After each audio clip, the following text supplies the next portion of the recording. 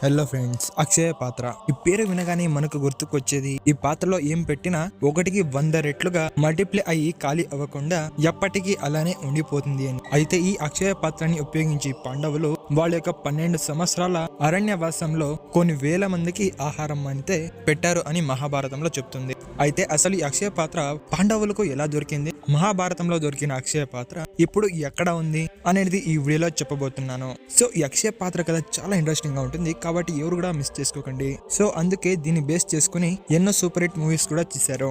So next 5 నిమిషాలు అలా వెనక్కి కూర్చుని రిలాక్స్ అవుతూ ఈ వీడియోని చివరి వరకు చూడండి. నేను మిమ్మల్ని మహాభారతంలోని పాండవుల ప్రపంచంలోకి తీసుకువెళ్తాను. సో ఇక ఏమార్థం చేయకుండా వీడియోని స్టార్ట్ చేసేద్దాం. సో ఫ్రెండ్స్, శకుని పాచికల కారణంగా పాండవులు జూదంలో అయితే ఓడిపోతారు. దాంతో కౌరవుల్లో పెద్దవాడైన దుర్యోధన పాండవులకు 12 సంవత్సరాలు అరణ్యవాసాన్ని, ఆ తర్వాత 1 సంవత్సరం అజ్ఞాతవాసాన్ని విధించాడు. అజ్ఞాతవాసం అంటే వారి యొక్క ఐడెంటిటీ తెలియకుండా మారవేషాలలో గడపడం. ఇక్కడే ఇక చేసేదేమి లేక పాండవులు ద్రౌపది, సుభద్ర, అభిమన్యుడు, ఉప పాండవులు మరియు వాళ్ళ సైనికులందరితో కలిపి దాదాపుగా 14,000 రథాలతో అరణ్యవాసానికి అయితే వెళ్తారు. అయితే కౌరవుల పాలనలో ధర్మం లేని సామ్రాజ్యంలో అస్థానకు చెందిన 10,000 బ్రాహ్మణులు మేము కూడా మీతో పాటు అరణ్యవాసం చేస్తాము అని బయలుదేరుతారు. అప్పుడు ధర్మరాజు, మీకు మాపై ఉన్న అభిమానాన్ని నేను అర్థం చేసుకోగలను, కానీ మీరు మాతో పాటు అరణ్యానికి వస్తే అక్కడ దొరికే వేర్లు మరియు కందమూలాలు తినలేక ఇబ్బంది పడాల్సి వస్తుంది.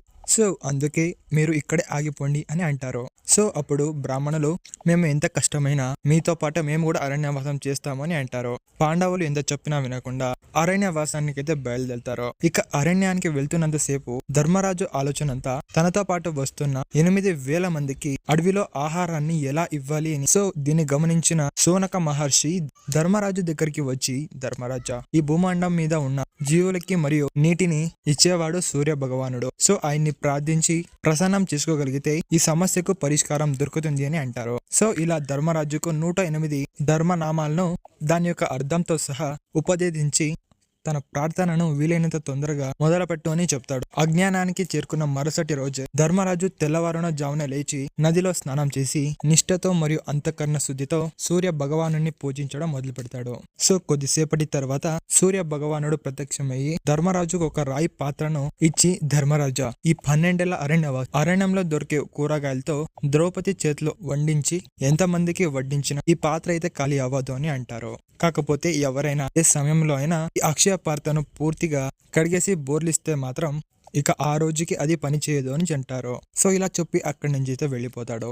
ఆ రోజు నుండి పాండవులకు వాళ్లతో పాటు వాళ్ళ దగ్గర ఉన్న సైన్యానికి 1000 మందికి అక్షయ పాత్రను ఏ లోటు లేకుండా ఆకలి అయితే తీర్చింది. అయితే మహాభారతం కాలం నాటి ఈ అక్షయ పాత్ర ఇప్పటికీ మన భారతదేశంలో ఉందా? ఒకవేళ ఉంటే ఎక్కడ ఉంటుంది? సో ఇప్పుడు ఎక్కడుందో తెలుసుకుందాం. త్రేతాయుగంలో హనుమంతుడు, ద్వాపర యుగంలో భీమసేనుడు ఇద్దరు కూడా వాయుదేవుడి అంశతో పుట్టిన వాళ్లే అని మనకు తెలిసింది. అయితే అదే దేవుడి వాయు అంశతో కలియుగంలో పుట్టినవారే మధ్వాచార్యుడు.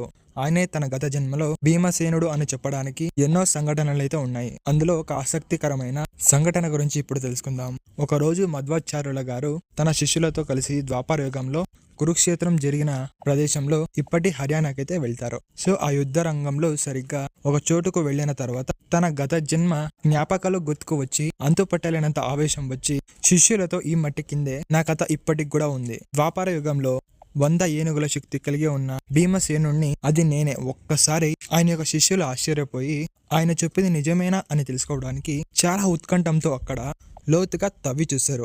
మరియు దాన్ని చూసి అందరూ షాక్ అవుతారు. అది ఏంటి అంటే స్వర్ణ మణిమయ రచిత అలంకరమైన భీమసేనుడి 6 అడుగుల గద. వెంటనే వాళ్ళు గురువు గారి గొప్పతనాన్ని తెలుసుకుని ఆయన కాలం మీద పెడతారు. అప్పుడు మధ్వాచార్యుల గారు ఇది ఎవ్వరి కంట పడకుండా ఇక్కడే మళ్ళీ తిరిగి పాతేయమని ఆజ్ఞాపిస్తారు మరియు అక్కడి నుంచి అయితే వెళ్ళిపోతారు. అలాంటి మహనీయురైన మధ్వాచార్య గురించి 750 సంవత్సరాల క్రితం కర్ణాటకంలోని ఉడిపిలో స్వయంగా శ్రీకృష్ణుడి విగ్రహం ప్రతిష్ఠ చేసి అక్షయ పాత్రను మరియు దాంతో పాటు ఈ గరిటెను కూడా ఇచ్చి వీటి ద్వారా మీరు అన్నదానం చేసి ఎంతమందికి పెట్టినా ఇందులో ఆహారం మాత్రం అయిపోదు అని అంటారు.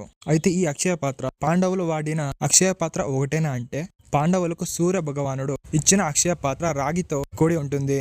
తను ఇచ్చేటప్పుడు తన మాటల్లో క్లియర్ గా మెన్షన్ చేశాడు. అయితే ఇప్పుడు ఉడిపిలో ఉన్న అక్షయ పాత్ర చెక్కతో చేసి ఉంది. అంటే మధ్వాచార్యుల గారే స్వయంగా తన తపోశక్తితో సృష్టించి ఇచ్చిన అక్షయ పాత్ర అని అంటొచ్చు.